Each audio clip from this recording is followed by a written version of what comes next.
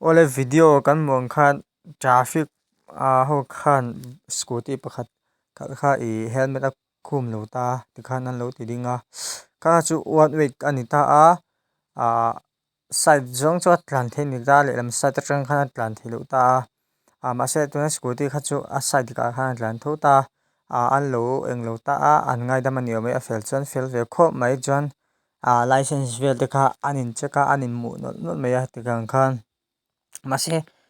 apoi du mai chu hei traffic police ni wang nge dan siam tu zok ten ai dan keng ko tu zok tur ten dan an ron bo che thini chu mak thei kho mai tu na hian hanin taila a traffic police pa zok khan dan a ron bo chiani 18 ka khan side pakhat zok chaw a tlan tur khan nia ki a kong a ron cross tam mai kha apoi kho mai hei en ton tur shwai tu ti mai tiang kan shwai tu ni mai traffic police ho hi hei li khalte tan an ma ni bak duty anum vak ngai lufa ti khan a cross pom mai ni chu ani na ha nge ain chuan pui nge nia enge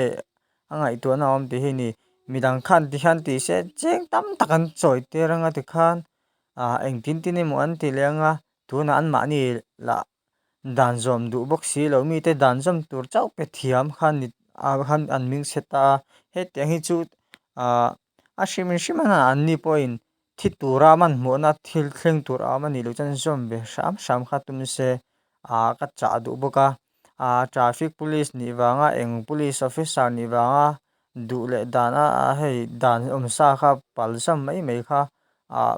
chu a tha kha ti lem lo na ma se ke in an ma ni va soi the tak chu kan ei chuang lova mi so mi pui te hian dan an ron siam thar kha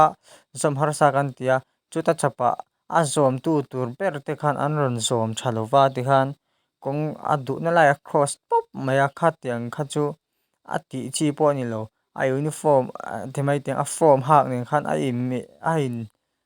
mix lo ai me lo tiang deuh khan nia mi mol ti awm ang lek kha tuna traffic police khan a ron ti ani kha